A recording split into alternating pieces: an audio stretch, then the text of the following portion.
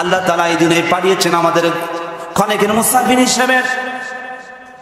আল্লাহ তাআলা এই দুনিয়ায় পাঠানোর কি উদ্দেশ্য এই সম্পর্কে সূরা মুলকে 2 নম্বর আয়াতে আল্লাহ তাআলা বলেন, আল্লাযী খালাকাল মাউতা ওয়াল হায়াতা লিয়াবলুয়াকুম আইয়ুকুম আহসানু আমালা।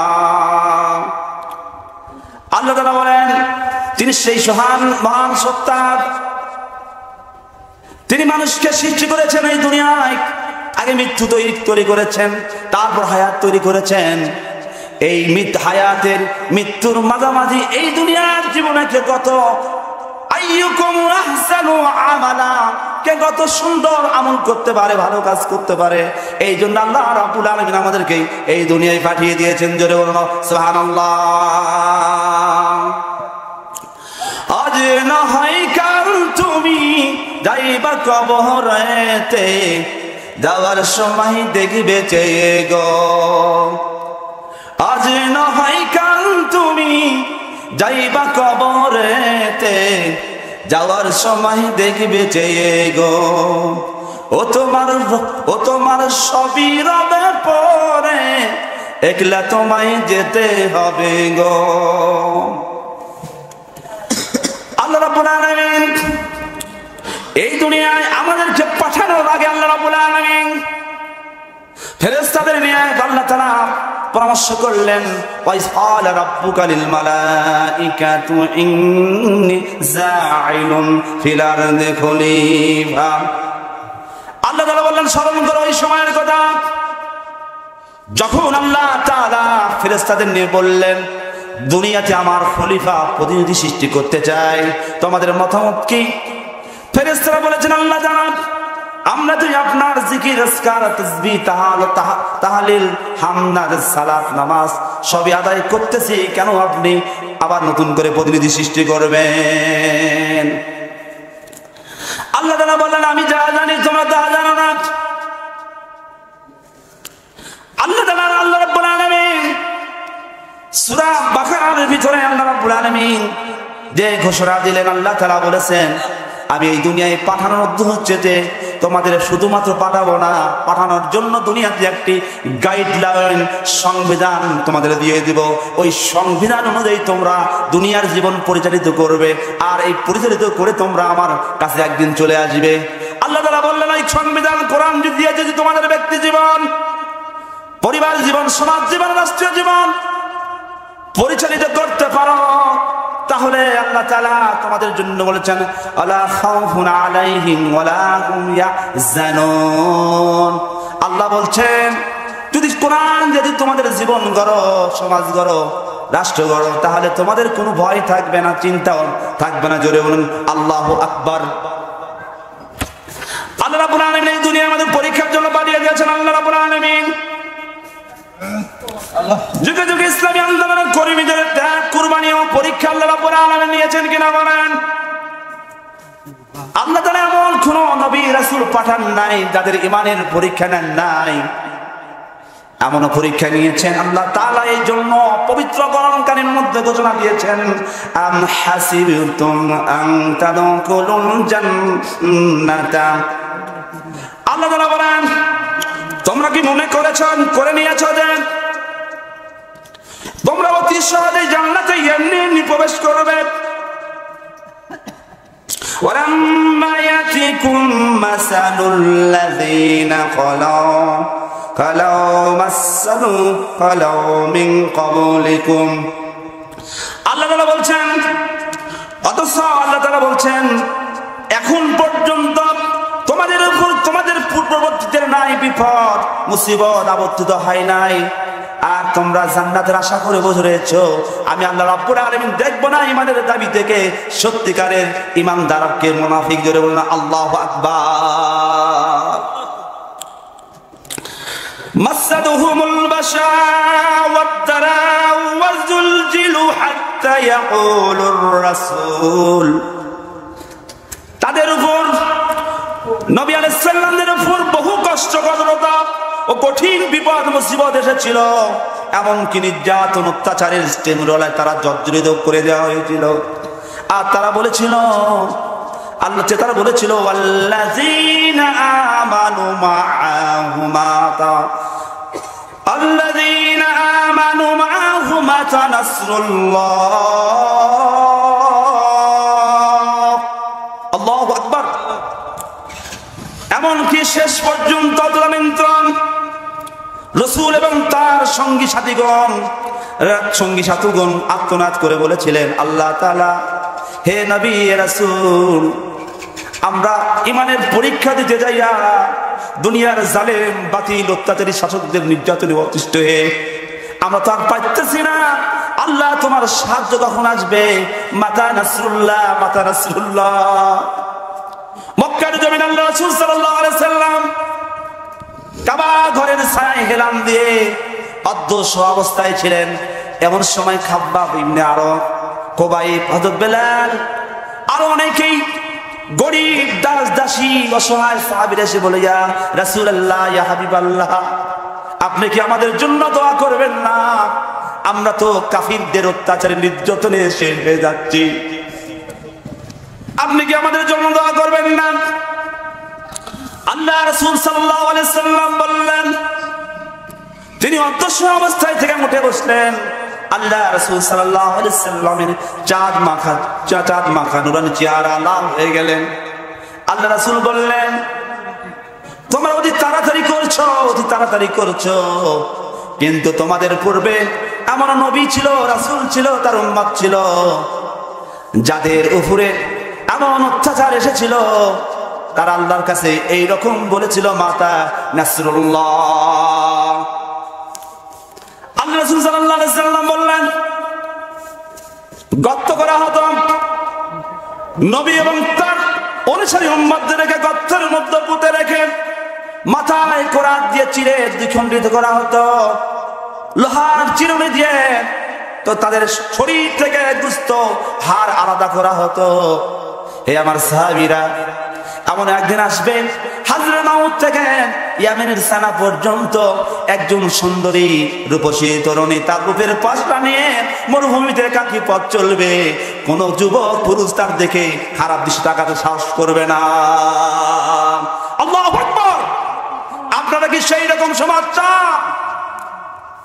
কোরআনের শাসন যদি আমরা চাই, কোরআনের আইন যদি বাংলাদেশে পার্লামেন্টে যদি পাশ করেন, তাহলে যারা কোরআন নিয়ে কথা বলে, কোরআনকে পার্লামেন্টে চায়, সেই সমস্ত দলকে আপনাদের সাপোর্ট করতে হবে। আল্লাহ রাব্বুল আলামিন আমাদেরকে আল্লাহ রাব্বুল আলামিন পবিত্র কোরআন কারীম গাইডলাইন সংবিধান হিসেবে পাঠিয়ে দিয়েছেন। এই কারণে শুধুমাত্র নামাজের জন্য নয়, রমজান মাসে খতম দেওয়ার জন্য নয়, বাবা মা মারা গেলে 30 পারা খতমের জন্য দেয় নাই। আমার আল্লাহ রাব্বুল আলামিন বলেছেন, তিবিয়ানান লিকুল্লি শাই, কোরআনের মধ্যে এমন কোন জিনিস নাই তোমাদের প্রয়োজন আমি সেটা নাযিল করি নাই। আর জোরে বলুন আল্লাহু আকবার। সম্মানিত ভাইরা, আল্লাহ রাব্বুল আলামিন পরে আয়াতে বলেছেন, আলা ইন্না নাসরুল্লাহি করিব। তখন তাদেরকে সান্ত্বনা দিয়ে বলা হয়েছিল যে আল্লাহর সাহায্য অতি নিকটে। আল্লাহ রাব্বুল আলামিন আরেকটা আয়াতে আল্লাহ রাব্বুল আলামিন বলেছেন, হাসিবান নাসু আইয়াতুরাকু আইয়াকুলু আমান্না ওয়া হুম লা ইফতানুন।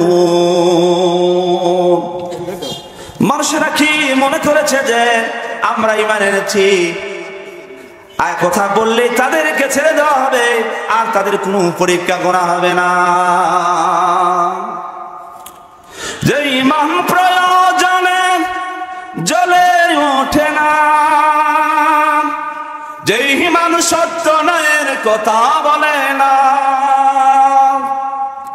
যে ঈমান অন্তরে নাই, যে ঈমান অন্তরে নাই, মুখে ফোটায় কথার কলি, কিভাবে তার বলো ঈমান বলি, কিভাবে তার বলো ঈমান বলি।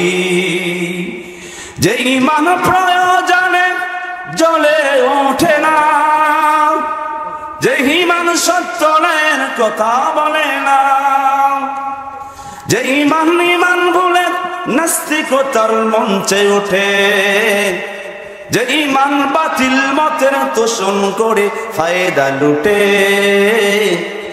যে ইমান বাতিল মতের তোষণ করে ফায়দা লুটে, কেমন করে তারে বলো ইমান বলি, কিভাবে তারে বলো ইমান বলি। সম্মানিত ভাইরা, যুগে যুগে আল্লাহ রাসূল সাল্লাল্লাহু আলাইহি সাল্লামের সময় থেকে 1400 বছর ধরে যারা এই কোরআনকে দেশ পরিচালনা করার চেষ্টা করেছে, তাদের উপরে আল্লাহ তাআলার ওয়াদাকৃত ঈমানের পরীক্ষা এসেছে। আমাদের কোরআনের বাকি আল্লাহ দেলুর হাসান সাইদি সাহেব তার আব্বা ছিলেন পূর্বরব আলা হযরত আবু বকর সিদ্দিক রাহিমাহুল্লাহ তাআলা খলিফা, যাকে বলা হয় জামানার মুজাদ্দিদ।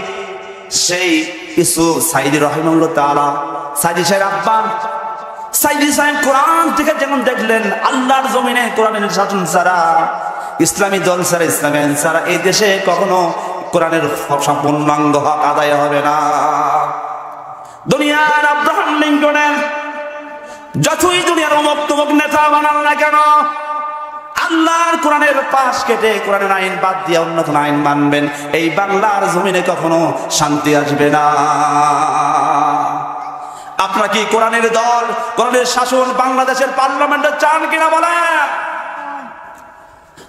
আমার নবী বিদায় হজ্জের ভাষণে আল্লাহ রাসূল সাল্লাল্লাহু আলাইহি সাল্লাম 1,24,000 সাহাবীদের সামনে দাঁড়িয়ে সেদিন বলেছিলেন, ও আমার সাহাবীরা, আমি হয়তো আগামী বছর তোমাদের সামনে আর আসতে পারি। আমার মনে হয় আজকে হজটা আমার জীবনের শেষ হয়ে হজ হয়ে যাচ্ছে। এ আমার সাহাবীরা শুনে রাখো, তারাখাতু ফিকুম আমরাইন লান তাদিল্লু মা তামাসসাকুম বিহিমা কিতাবাল্লাহি ওয়া সুন্নাত রাসূলিহি। আল্লাহ রাসূল বললেন, এ আমার সাহাবীরা, আমি হয়তো আগামী বছর তোমাদের সামনে থাকবো না, কিন্তু আজকের এই কথাগুলো, ভাষণগুলো তোমরা এখানে যারা উপস্থিত, সেই যারা অনুপস্থিত তাদের কাছে পৌঁছায় দিবে কিনা? সাহাবীরা হাত তুলে, ইয়া রাসূলুল্লাহ, এখানে যারা নাই তাদের কাছে আজকের আপনার ভাষণগুলো পৌঁছায় দেব।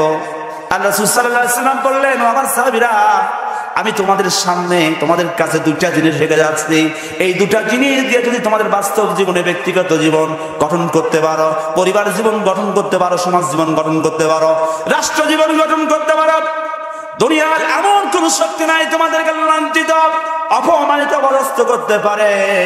আর সেই জিনিসটা হচ্ছে আল্লাহর কিতাব আল কোরআন, আর দ্বিতীয় হচ্ছে আমি নবী রাসূল, আমি নবীর হচ্ছে 63 বছর জিন্দেগানির সুন্নাহ আদর্শ। জোরে বলুন সুবহানাল্লাহ। আমরা দুনিয়ার অমুক সাদা বেতা নেতার আদর্শ মেনে নিলাম, অমুকের মডেল অনুসরণ করলাম, কিন্তু আল্লাহ রাব্বুল আলামিন পবিত্র কোরআন কারীমের মধ্যে ঘোষণা দিয়েছেন, আমি আমার নবীকে পাঠিয়ে দিয়েছি তোমাদের জন্য পাঠিয়ে দিয়েছি একজন উত্তম আদর্শ, উত্তম নমুনা। জোরে বলুন আল্লাহু আকবার। নেতার পক্ষে কর্মী স্লোগান দেয়, আমার নেতার চরিত্র ফুলের মতন পবিত্র, কিন্তু নামাজ পড়ে না এক ওয়াক্ত। সেটা কি নামাজ যদি না পড়ে সে ব্যক্তি কি মুসলমান থাকতে পারে? আল্লাহর নবী বলেছেন, মান তারাকাস সালাতা মুতাআম্মিদান ফাকাদ কাফারা। যে ব্যক্তি ইচ্ছা করে নামাজ ছেড়ে দেয়, নামাজ পরিত্যাগ করে, সেই ব্যক্তি 7 দিন থেকে ইসলাম থেকে বের হয়ে যায় কুফরি করলে। জোরে বলেন নাউযুবিল্লাহ। আল্লাহ নবী বলেছেন, লা সালাতা ওয়া লা দীনা। যার নামাজ নাই, তার দিন নাই, তার ইসলাম নাই, তার ধর্ম নাই। মুখে মুখে শুধু মুসলমান দাবি করলে হবে না, ঠিক কিনা বলেন? বাংলাদেশের তাবলীগ জামাত, পীর মুরিদি ইসলামী দলগুলো বাংলাদেশে লক্ষ লক্ষ ওয়াজ মাহফিল প্রতি বছর শীতের মৌসুমে হয়। নামাজের মসজিদে গেল যাওয়ার পর ফজরের সালাতে যখন যায় দাঁড়ায়, 2-3 জন ছাড়া ওই মসজিদের মহল্লায় আর কোন নামাজি পাওয়া যায় না, মুসল্লি পাওয়া যায় না, মুসলমান পাওয়া যায় না। নামাজ প্রতিষ্ঠা করার দায়িত্ব কার? নামাজ প্রতিষ্ঠা করার দায়িত্ব হচ্ছে সরকারের, শাসকের। আর আল্লাহ রাব্বুল আলামিন এই জন্য সূরা হজের ৪১ নম্বর আয়াতে বলেছেন, যখন তোমাদের মধ্যে ইমানদার শাসকরা এসে যাবে, ইমানদাররা শাসন করবে, তাদের উপর ৪টা কাজ হবে। ১ নম্বর কাজ হচ্ছে তারা নামাজ প্রতিষ্ঠা করবে। ২ নম্বর হচ্ছে তারা যাকাতের প্রচলন করবে। কারণ এই বাংলাদেশের মানুষেরা যদি যাকাত দিত, ওসর দিত, বাংলাদেশে একটাও গরিব লোক খুঁজে পাওয়া যেত না। আল্লাহ রাব্বুল আলামিন বললেন, আর ৩ নম্বর কাজ হচ্ছে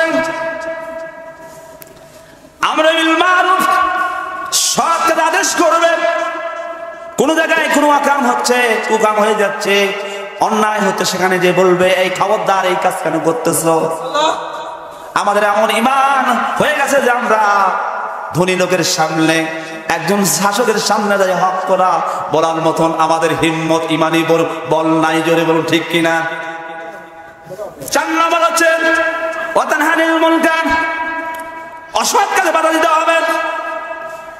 আল্লাহ রাসূল সাল্লাল্লাহু আলাইহি ওয়াসাল্লাম বলেছেন, মান রাআ মিনকুম মুনকারান ফালিয়ুগাইয়িরু বিয়াদিহি ফাইন লাম ইয়াস্তাতিউ ফাবিকলবিহি ওয়া লাম ইয়াস্তাতিউ ফাবিলিসানিহি ওয়া মিন আদাফুল ওয়াযালিকা আদাফুল ঈমান। আল্লাহ রাসূল সাল্লাল্লাহু আলাইহি ওয়াসাল্লাম বলেছেন, তোমরা যখন দেখবে কোন জায়গায় অন্যায় সংঘটিত হচ্ছে, কোরআন সুন্নাহর বিরোধী কাজ হচ্ছে, অনৈতিক কার্যক্রম হচ্ছে, সেখানে তোমরা হাত দ্বারা বাধা দিবে। আর তাতেও যদি তোমরা অক্ষম হয়ে যাও, তাহলে জবান দ্বারা ওই লোকটাকে শাসন করে কথা বলতে হবে। আর তারপরে যদি না হয়, তাতেও যদি অক্ষম হয়ে যাও, তাহলে মনে মনে ঘৃণা করে ওই লোকটার কাছ থেকে দূরে সরে কেটে পড়বে। আর এটাই হচ্ছে ইমানের অংশ। আর এই ৩টা গুণ যাদের মধ্যে নাই, তার মধ্যে কোনো ইমান নাই। সম্মানিত উপস্থিতি, এটাই হচ্ছে ইমানের থার্মোমিটার। এই 3টা গুণ যার নাই, তার মধ্যে ইমান নাই। প্রিয় চুরাশনবাসী, 2016 সালের ধুমদার বাজার থেকে রমজানের মধ্যে আসর নামাজের পর যখন পুলিশ আমাকে উঠায় নিয়ে গেল, আমি বলেছিলাম, রোজাদার, আমাকে থানায় নিয়ে যাওয়ার পর পুলিশের সামনে বারবার ফোন যায়, সে একজন জঙ্গি। সেদিন আমি পুলিশের সামনে বলেছিলাম, আমি জঙ্গি নাই, যারা বলে তারাই হচ্ছে জঙ্গি। আমি কি বগুড়া শহরে গাড়ি পোড়াতে গিয়েছিলাম? আমরা কেউ যাই নাই। এদেশের লক্ষ লক্ষ মানুষকে, আলেম ওলামাদেরকে জেল খাটিয়েছে, আয়না ঘরে রেখেছে, অনেক লোককে রিমান্ডের নামে পঙ্গু করে দিয়েছে। আলেম ওলামাদের জেলখানায় রেখে ফাঁসির দড়িতে ঝুলাই থেকে এই দুনিয়ার ইমানের পরীক্ষা তারা দিয়েছে।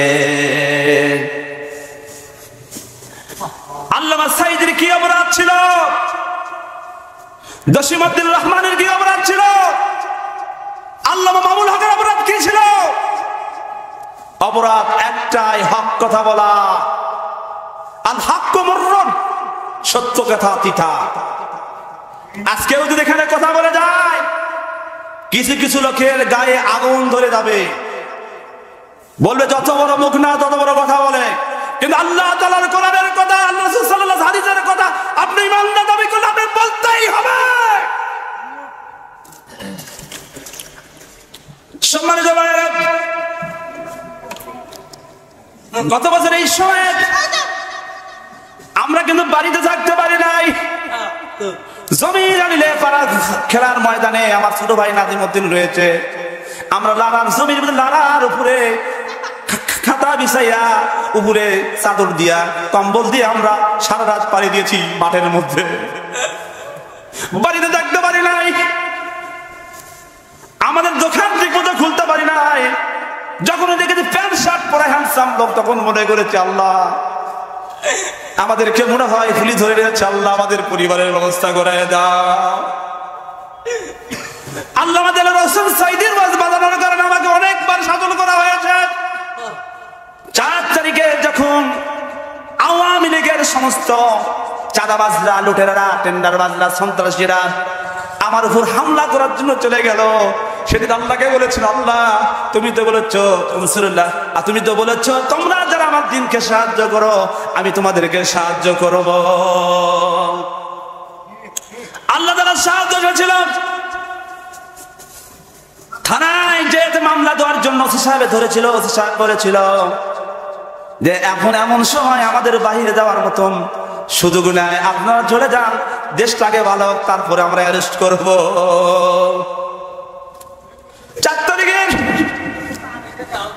এক জায়গায় থাকার পর শেষ রাতে যখন উঠে জাহাজ যাদের নামাজের পর আল্লাহর কাছে হাত পেতে দিয়েছিলাম, চোখের পানি ছেড়ে দিয়েছিলাম, আল্লাহ 15টি বছর আমরা তোমার কোরআনের দল বাংলাদেশের পার্লামেন্টে কোরআনের শাসন প্রতিষ্ঠা করার জন্য হক্কানি উলামায়ে কেরামের ওয়াজ শোনার কারণে আমাদেরকে এই জালিমেরা শাসায়, আমাদের উপর অত্যাচার করে। আল্লাহ আমাদেরকে বারবার মামলা লাগায় দেয়, আমাদেরকে দোকান থেকে ধরে নিয়ে যায়, জেলখানায় দেয়। রব্বুল আলামিন অনেক কয় মাস ধরে দোকান খুলতে পারি নাই, আমরা তো ঋণগ্রস্ত হয়ে যাচ্ছি। আল্লাহ তুমি তো বলেছো মাতা নাসরুল্লাহ। রব্বুল আলামিন এই মাঝে অসংখ্য যুবক ছেলেমেয়েরা, অসংখ্য সাধারণ মানুষেরা এই সরকারের পুলিশের হাতে, তার সন্ত্রাসী ছাত্রলীগদের হাতে জীবন দিয়ে যাচ্ছে। আল্লাহ তুমি তো বলেছো ইসলাম নামক চারা গাছ জীবিত থাকে ইমানদারের গায়ে রক্ত দিয়া, আর ইমানদারের রক্ত যখন যে জমিনে পড়ে সেই জমিনটা ইসলামের এবং কোরআনের ওই জমিনটা হয়ে যায় যেমন আল্লাহু আকবার। ও আমার ভাইরা, বাংলাদেশে যে আন্দোলন চলল 152 জন ছাত্র সমন্বয়কারীদের মধ্যে 158 জন ছিল ইসলামী ছাত্র শিবির, 108 জন ছিল ইসলামী ছাত্র শিবিরের ছেলেমেয়েরা। 30 তারিখ আমার কাছে যখন বগুড়া থেকে যখন ইসলামী আন্দোলনের কিছু ভাইরা আসলো, ভাই আমাদের সাহায্য করেন আর শেষ বিদায় দিয়ে দেন, আমাদের মনে হয় এই যাত্রাটা আমাদের জন্য শেষ বিদায় হয়ে যেতে পারে।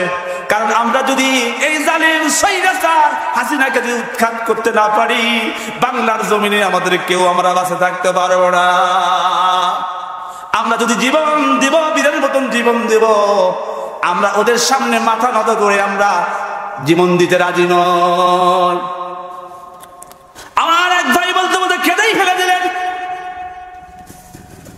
আমি আমার ভাইদের কাছ থেকে আমি কিছু টাকা সংগ্রহ করে টাকা দিয়ে দিলাম, ভাই আমার বউ সংসার রয়েছে, আমি তো দিতে পারবো না, তবে তোমাদেরকে সাহায্য করলাম, আল্লাহ যেন আমাদের সকলকে এই যুদ্ধে, এই জিহাদে আমাদের সকলকে বিজয় দান করেন। যেন আল্লাহু আকবার। বিজয় করেছিল কিনা বলেন? 5 তারিখে যে ঘোষণা দিয়েছিল, 5 তারিখে হাসিনা বলেছিল তার চাচাতো বোনের স্বামী সেনাবাহিনীর প্রধান ওয়াকারকে বলেছিলেন আমাকে একটু ভিডিও করতে দাও, জাতির উদ্দেশ্যে কিছু একটু ভাষণ দিয়ে চলে যায়। বলেছিল না, আপনার সময় 45 মিনিট, আপনি তাড়াতাড়ি রেডি হন, না হলে তাহলে কিন্তু আপনাকে আমরা রক্ষা করতে পারবো না। কোরআনের পাকে আল্লামা সাইদি রহমাতুল্লাহ আলাইহি তিনি বলেছিলেন এমন একটা সময় আসবে, হে জালেমেরা কান পেতে শুনে নাও, আল্লাহ তাআলার গজব যখন তোমাদের উপর আসবে তখন তোমরা কিন্তু পালানোর জন্য একটা ইন্দুরের রক্ত খুঁজে পাবে না। এই কথা বলেছে কিনা বলেন?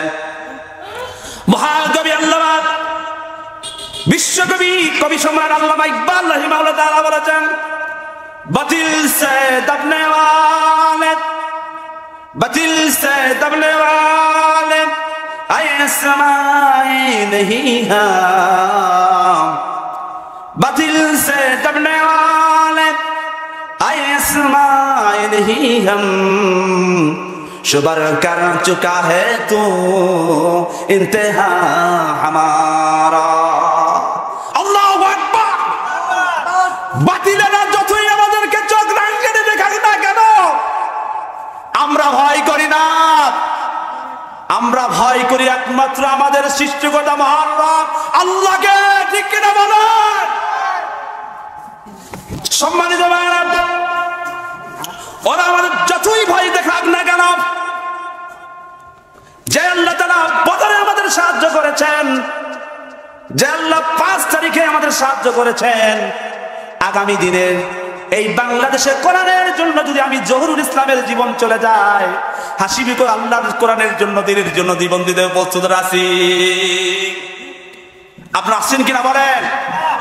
কোন চাঁদাবাজ, কোন ধনপতি, কোন ফতোয়াবাজ আপনাদেরকে যদি বলে খবরদার যাও না, আপনারা কি শুনবেন? মুসলমানদের আগে জীবন নয়, আগে ঈমান বড়, ঈমানকে রক্ষা করতে হবে। আল্লাহ রাব্বুল আলামিন আমাদেরকে ঈমানের বলে বলিয়ান হওয়ার কথা বলেছেন। আল্লাহ তাআলা বলেন, ইন্নাল্লাহা আশতারা মিনাল মুমিনিনা আনফুসাহুম ওয়া আন্না লাহুল জান্নাহ। আল্লাহ তাআলা বলেন, হে ঈমানদারেরা, আমি আল্লাহ তাআলা নিশ্চয় তোমাদের জান এবং মালকে কিনে নিয়েছি আমার জান্নাতের বিনিময়ে। মুখে মুখে শুধু ঈমানদার দাবি করলে হবে না, নিজেকে জান্নাতি দাবি করলে হবে না, আপনাকে ঈমানের পরীক্ষা দিতেই হবে, দিতেই হবে। আল্লাহ তাআলা বলেন, ফালিকাতিল ফি সাবিলিল্লাহিল্লাযীনা ইয়াশরুনাল হায়াতাদ দুনিয়া বিল আখিরাহ। আল্লাহ তাআলা বলেন, আল্লাহ দ্বীনের জন্য, কোরআনের জন্য সংগ্রাম করার, লড়াই করার, জিহাদ করার জন্য তারাই যোগ্য, যারা এই দুনিয়ার টাটকা টাটকা সুখ সুবিধাগুলোকে, অবৈধ সুবিধাগুলোকে যারা পায়ে ঠেলে দিয়ে একমাত্র আখিরাতকে কিনে নেয়। জোরে বলেন আল্লাহু আকবার। একজন মুমিনের নিকট এই দুনিয়ার পদ, মিম্বার, চেয়ারম্যান, সমাজের নেতা হওয়ার, পাতি নেতা হওয়ার আশঙ্কা কি করবে? মুমিন সবসময় চিন্তা ভাবনা করবে, আমি কেমন করে আখিরাতে লাভবান হব। কিছু লোক আল্লাহর কোরআন আর হাদিস হাওয়া ওয়া তামান্না আল্লাহ, ওই ব্যক্তি বোকা, যে ব্যক্তি মন যা চাই, মন চাইলো সিনেমায় গেল, মন চাইলো নেতা হওয়ার জন্য দুনিয়ার অমুক তমক গাঞ্জাখোর, চাঁদাবাজ, ছিনতাইকারীদের পিছনে পিছনে ঘুরলো, আল্লাহর কোরআনের আন্দোলন বাদ দিয়া দুনিয়ার অমুক নেতাকে নেতা মেনে নিল, আর মৃত্যুর পরবর্তী জীবনের জন্য সে জান্নাতের আশা করলো। আর এই ব্যক্তির কখনো জান্নাত লাভ হবে না। আল্লাহ রাসূল সাল্লাল্লাহু আলাইহি সাল্লামের সাহাবী ছিলেন আব্দুল্লাহ ইবনে উবাই। আল্লাহ রাসূল সাল্লাল্লাহু আলাইহি সাল্লামের পিছনেই নামাজ পড়তেন। কোন মাহফিলে গেলে আল্লাহ রাসূল সাল্লাল্লাহু আলাইহি সাল্লামের মানুষের কাছে পরিচয় করে দিতেন আর বলতেন, খবরদার উচ্চ সুরে বড় গলায় কথা বলো না, কারণ এখানে যিনি হাজির হয়েছেন তিনি আখিরের নবী জনাবে মুহাম্মাদুর মুহাম্মদ সাল্লাল্লাহু আলাইহি সাল্লাম। কিন্তু সে কখনো কোরআনের আইন চায় নাই, কোরআনের শাসন চায় নাই। তার কিন্তু 14 হাত কিন্তু পাগড়ি ছিল, তার জুব্বা ছিল, তার পায়জামা ছিল, তার সব কিছু ছিল। সে কিন্তু মেসাকও করতো, কিন্তু আল্লাহর জমিনে আল্লাহর শাসন, কোরআনের আইন, কোরআনের দল বাস্তবায়ন হোক, এই সেটা সে আব্দুল্লাহ ইবনে উবাই চায় নাই।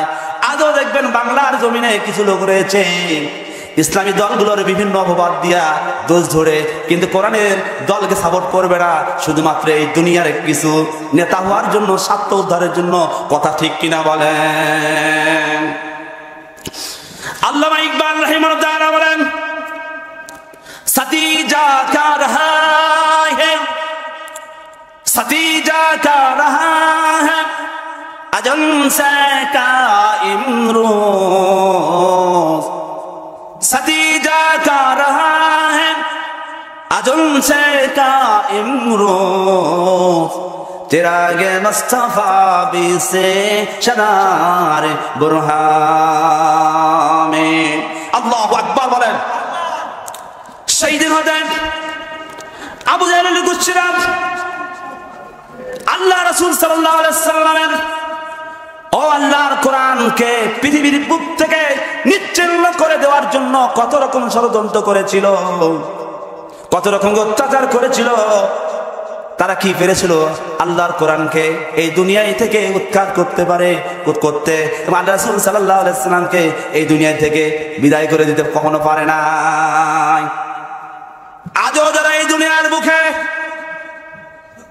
ইসলামী দলকে ব্যান করে দেওয়ার জন্য চক্রান্ত করেছ, 1 তারিখে এই বছরের 1 তারিখের আগস্টে বাংলাদেশ জামাত ইসলামীকে যখন নিষিদ্ধ করে দেওয়া হলো, আল্লাহ রাব্বুল আলামিনের ওয়াদা অনুযায়ী 5 তারিখে আল্লাহ তাআলা বাংলাদেশ আওয়ামী লীগকে বাংলাদেশের জমিন থেকে নিষিদ্ধ করে দিলেন। ঠিক কিনা বলেন? আল্লাহ তাআলা বলেছেন ইউরিদুনা লিউনফিউ নূরাল্লাহি বিআফওয়াহিহিম আল্লাহু মুতিম্মি নূরিহি ওয়ালাউ কারিহাল কাফিরুন। আল্লাহু আকবার। আল্লাহ তাআলা বলেন, হে কাফেররা তোমরা শুনে রাখো, আমার ইসলামকে, কোরআনকে, আমার ইমানের নূরকে পৃথিবী থেকে যদি তোমরা বিদায় করে দেওয়ার জন্য যে ষড়যন্ত্র করো, আমার কোরআনের নূরকে তোমরা ফু দিয়া নির্বাপিত নিভাই দিতে পারবে না। পারবে কি? পারবে না। আফগানিস্তানে তালেবানদেরকে মুছিয়ে দেওয়ার চক্রান্ত করেছিল আমেরিকা। পৃথিবীর বিভিন্ন দেশ থেকে সৈন্য নিয়ে এসে তারা ওখানে ঘাঁটি গেড়েছিল, কিন্তু আল্লাহ দিনের মুজাহিদরা যখন আফগানিস্তানে যুদ্ধ ঘোষণা করে দিলেন, আল্লাহ তাআলার ওয়াদা অনুযায়ী সাহায্য পেলেন। আফগানিস্তানের মাটি থেকে পৃথিবীর পাওয়ারফুল পরাশক্তি আমেরিকা বিদায় নিয়েছিলেন কিনা বলেন? আফগানিস্তান স্বাধীন হয়ে গেল। সেই স্বাধীন হওয়ার পর যখন এই দেশের টুপিওয়ালারা, মোল্লারা, হুজুরেরা, আলেমেরা যখন কোরআনকে ওই দেশের সংসদে, পার্লামেন্টে কোরআনের আইন যখন বাস্তবায়ন করলেন, আল্লাহ রাব্বুল আলামিন ওই দেশের জমিনের ভিতরে যে গুপ্ত সম্পদ ছিল, পেট্রোল বের করে দিলেন, লোহা বের করে দিলেন, মূল্যবান পাথর বের করে দিলেন, হীরা বের করে দিলেন, পান্না বের করে দিলেন। আমরা যে মোবাইল ব্যবহার করি, মোবাইলের মধ্যে এক ধরনের পাউডার থাকে। আমরা যে অটো ভ্যান চালাই, এই অটো ভ্যান, চার্জার ভ্যান, এই অটো ভ্যানের ভিতরে এক ধরনের পাউডার থাকে। এই পাউডারটা আল্লাহ রাব্বুল আলামিন আফগানিস্তানের এই তালেবান, এই টুপিওয়ালাদের পায়ের কাছে দিয়ে দিলেন। যেমন আল্লাহু আকবার। আল্লাহ তাআলা কোরআনে অসংখ্য জায়গায় বলেছেন, হে ইমানদারেরা, তোমরা যখন আমার কোরআনকে আমাদের জমিনে, তোমাদের জনপদে, তোমাদের দেশে, রাষ্ট্রে যখন কোরআন দিয়ে দেশ পরিচালনা করবে, আমি তো আমার আসমানের রহমতের দরজা এবং জমিনের বরকতের দরজা আমি ওই জনপদের জন্য উন্মুক্ত করে দেবো। যেমন আল্লাহু আকবার। বাস্তব আমরা প্রমাণ পেয়ে গেলাম। আজ থেকে 3 বছর আগে বিশ্ব মিডিয়ায় অর্থনৈতিক জার্নালে আফগানিস্তানকে বিশ্বের সবচাইতে ক্ষুধা, দারিদ্র, অসহায়, মানবিক দিক থেকে তারা সবচেয়ে নিচে একটা রাষ্ট্র ছিল। কিন্তু যখন টুপিওয়ালারা দেশের শাসনভার নিয়ে নিলেন, ওই দেশের ভিক্ষুক নাই, ওই দেশের স্বাস্থ্য খাত, শিক্ষা খাত, ওই দেশের সমস্ত কিছু মানুষের চিকিৎসা সেবা একদম ফ্রি করে দিয়েছে। যেমন আল্লাহু আকবার। ও আমার সুন্নতবাসীরা, তোমরা কান পড়ে শুনে নাও।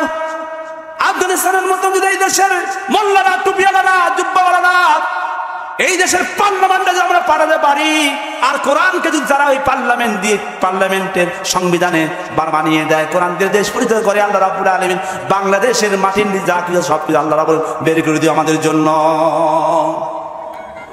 এর উপর বাস্তব উদাহরণ, নমুনা আর কি থাকতে পারে? আল্লাহর ওয়াদা কি মিথ্যা হতে পারে?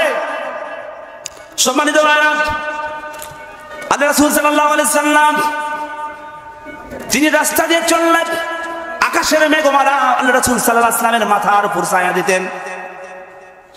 পাখিগুলো আল্লাহ রাসূল সাল্লাল্লাহু আলাইহি সাল্লাম মাথার উপর দাঁড়িয়ে বাতাস করতেন। মৃত্যু যে কূপে কোন পানি নাই, আল্লাহ রাসূল সাল্লাল্লাহু আলাইহি সাল্লাম কূপের মধ্যে থুতু ফেললে ওই কূপটায় পানি কানায় কানায় মিষ্টি পানিতে পরিণত হয়ে যেমন আল্লাহু আকবার।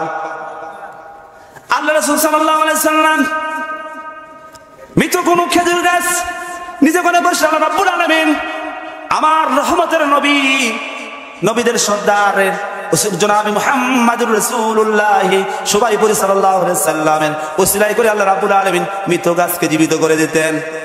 কিন্তু আল্লাহ রাসূল সাল্লাল্লাহু আলাইহি সাল্লাম যখন নবুয়ত পেলেন, নবুয়ত পাওয়ার পর লা ইলাহা এর দাওয়াত যখন দিলেন, তখন মক্কার শাসক ছিলেন আবু জেহেল, উতবা, মুগিরা, সাইবা, আবু সুফিয়ানরা এটা মেনে নিল না।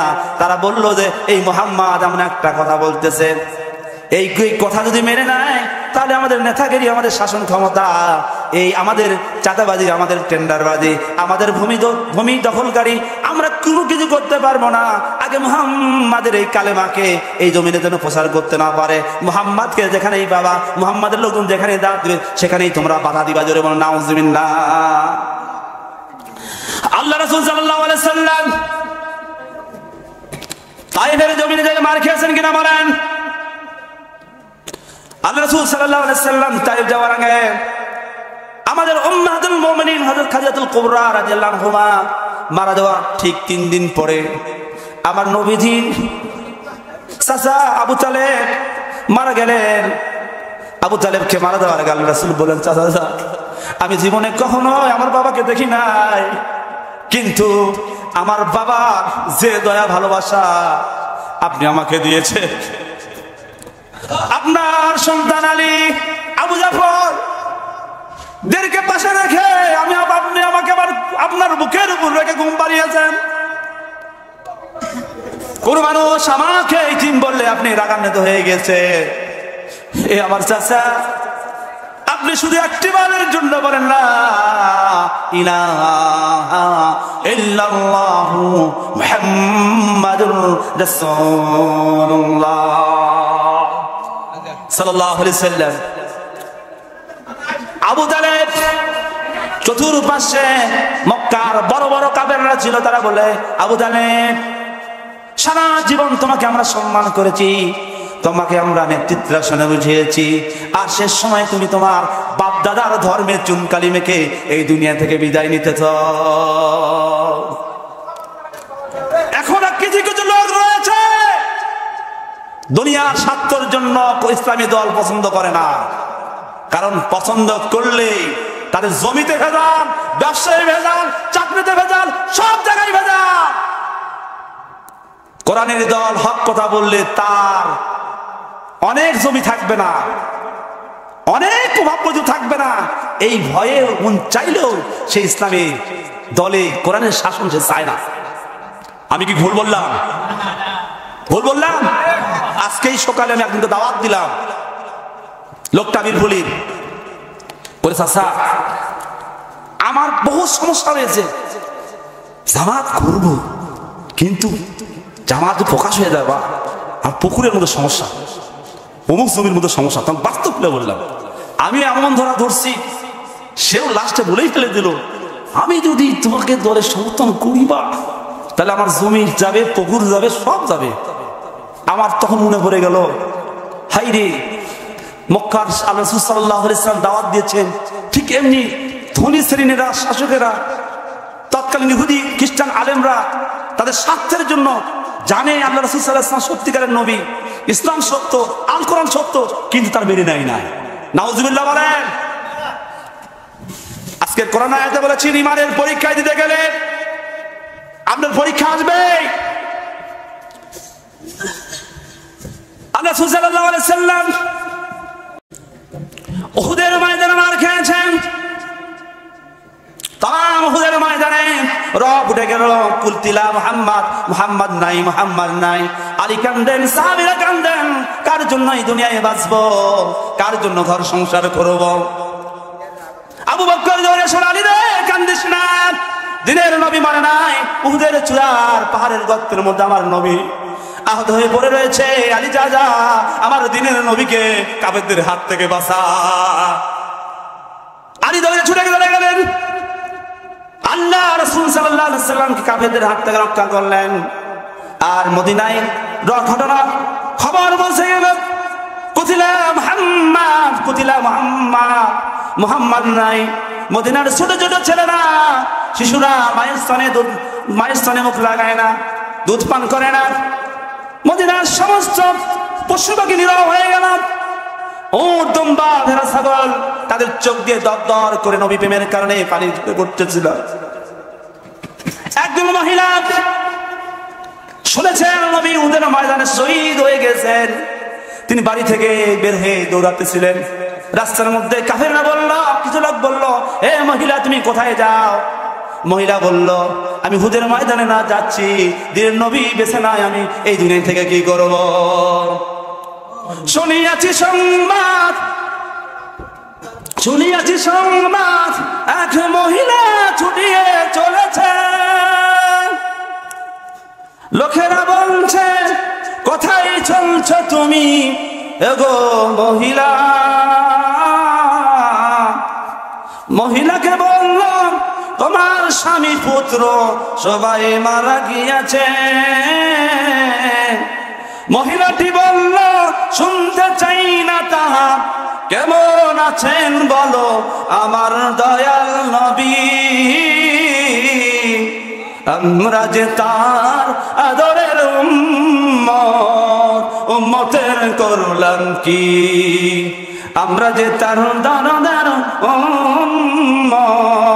উম্মতের করলাম কি? দিনের লাগিয়া নবীজি আমার উহুদের ময়দানে চতুর্দিকে ঘিরে ফেলল তারে দুষ্ট কাফের গণে। সেদিন নবীজিকে বাঁচাতে তীর বর্ষার আঘাতে, সেদিন নবীজিকে বাঁচাতে তীর বর্ষার আঘাতে কত সাহাবা হারালেন প্রাণ পাখি। আমরা যে তার আদরের উম্মতের করলাম কি? আমরা যে তার রাসূলের উম্মত কয়দিন কেঁদেছি। সম্মানিত এলাকাবাসী, মুরব্বিনে কেরাম, আমার সময় শেষ। আমার জন্য দোয়া করুন, আল্লাহ তাআলা যেন আমৃত্যু ইসলামের জন্য, কোরআনের জন্য